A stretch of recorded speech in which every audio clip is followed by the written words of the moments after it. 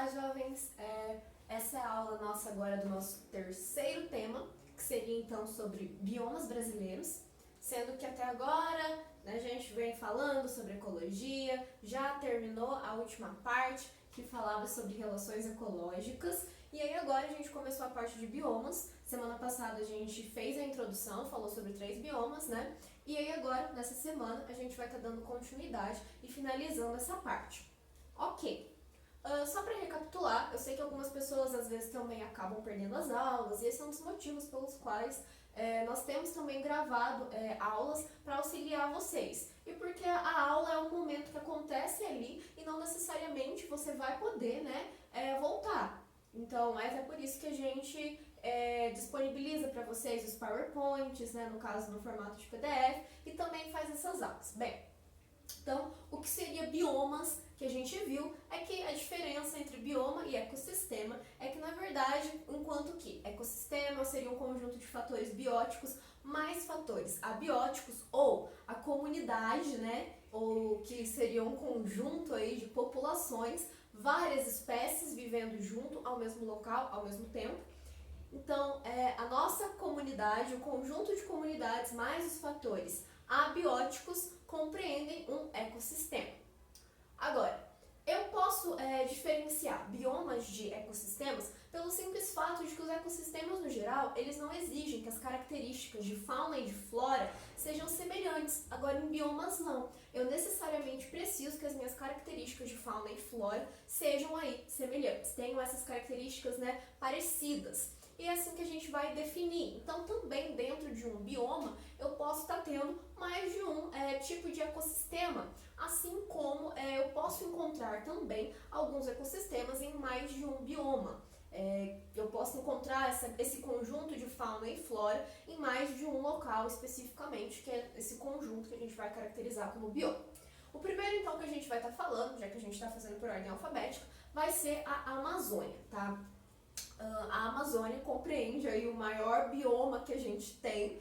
Ele vai corresponder a 50% do que seria aproximadamente, tá? Lembrando, todos os números que a gente passa para vocês, eles são baseados em estudos anteriores, então não necessariamente ele vai corresponder com exatidão o que é a realidade. Então, aproximadamente 50% do nosso território brasileiro é feito pela Amazônia, né? Pelo bioma Amazônia. Então, dentro do que seria para nós, dentro dos nossos estados, a Amazônia vai compreender, então, o que seria Acre, Amapá, Amazônias, Pará, Roraima, Rondônia, Mato Grosso, Maranhão e Tocantins. Isso além do fato de que ela se estende pelos nossos países vizinhos, que no caso fazem fronteira com esses nossos estados que estão aí. Então, a Amazônia é um grande bioma e que, de fato, tem o que? A floresta amazônica.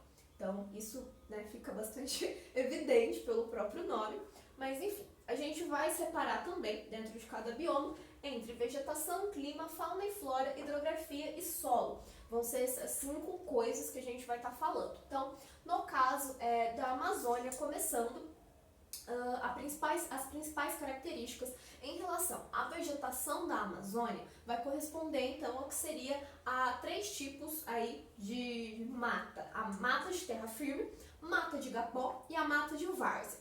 Sendo que eu vou colocar como que, né, a mata de terra firme ela seria o mais comum, por assim dizer, esse tipo de vegetação que ocorre em outros biomas, como por exemplo também na Mata Atlântica. Então, mata de terra firme não é uma característica exclusiva do bioma Amazônia.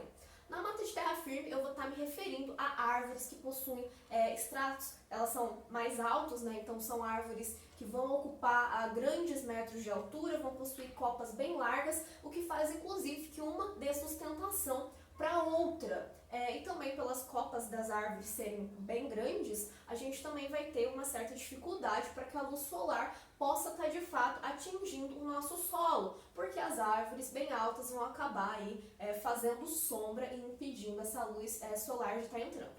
Então, mata de terra firme, que é a mata mais comum, né, como eu acabei de falar. E aí a gente tem a mata de várzea e a mata de igapó. A mata de várzea vai ser para nós o extrato intermediário. Por exemplo, aqui eu vou dividir nas 3. Na mata de terra firme, eu não tenho nada alagado ali. Na minha mata de várzea, eu vou ter de uma coisa intermediária, então vai ser um pouco alagado, ou no caso, alagado em alguns períodos, não necessariamente vai ficar sempre alagado. Enquanto que a mata de Igapó corresponde aos períodos, a vegetação que está sempre alagada, tá? Então, a gente vai colocar não alagado, meio alagado, muito alagado. Dá para vocês colocarem mais ou menos assim as ideias para facilitar na hora de lembrar. Então, a minha mata de várzea, eu vou ter aí, que seria uma vegetação intermediária também, então as minhas árvores não vão ser tão altas, eu vou ter o que seria esse meio termo. Enquanto que na minha mata de Igapó vai corresponder realmente à parte mais baixa da vegetação, que é a parte que está sempre alagada, tá? Então, necessariamente, eu vou estar me referindo a uma vegetação que vai estar ali vivendo na água. Então, a principal característica quando eu falo aí de mata de Igapó, da Amazônia, e um exemplo, né, um representante de fauna e flora, no caso mais especificamente de flora, eu tenho a Vitória Régia. A Vitória Régia ela vai estar no que corresponde à minha mata de Igapó, onde vai estar alagado, e aí é por isso que eu posso ter Vitórias Régias, que são aquelas... as vitórias régias são as que ficam boiando sobre as águas, né? Tem um formato arredondado, elas são muito bonitas. Bem, então, a minha vegetação, essas são as principais características, essa divisão de 3 partes. O meu clima da Amazônia eu vou caracterizar como equatorial, quente e úmido, sendo que a minha temperatura média vai ser em torno de 22 a 28 graus. Uma coisa que é bem relevante é que as temperaturas na Amazônia, elas não costumam variar muito. Então, eu não tenho mudanças bruscas de temperatura. Mesmo que eu possa estar passando por um período de inverno, eu não vou estar necessariamente tendo essa mudança acontecendo de maneira evidente. Não, eu ainda vou estar dentro de uma temperatura média, ainda assim com o clima quente e úmido, tá? A umidade relativa do ar também é bastante alta ali. E a gente está se referindo a uma parte, né, a Amazônia, o bioma, que tem uma alta taxa de pluviosidade, então chove bastante nessa região. Quanto à fauna e flora, os representantes então que a gente tem de flora, eu já mencionei que a principal é a Vitória Régia. Na parte de fauna, a gente está se referindo a biodiversidade absurda. A gente vai considerar que a biodiversidade da Amazônia é uma das maiores do planeta. Então, eu tenho muitos representantes aqui. Eu tenho muitas espécies de animais, inclusive algumas que a gente ainda nem conseguiu descobrir. Ano a ano, a gente vai descobrindo algumas espécies novas e os estudos vão, ao longo do tempo, intensificando, e isso também faz com que a gente descubra algumas dessas espécies. Mas os representantes que a gente tem, eu peguei só alguns, vocês sabem que dá pra ir ter uma infinidade, mas onça pintada, boto cor-de-rosa, arara azul, são aqueles clássicos, né? Uma coisa que eu até gosto de mencionar pra vocês é o fato de que muitos dos animais, ou até mesmo a vegetação, a gente encontra parte do imaginário das pessoas que vivem naquele bioma. Então é algo que se torna realmente cultural, faz parte da cultura do povo. Então o boto cor-de-rosa, ele é um representante que tem aí lendas folclóricas.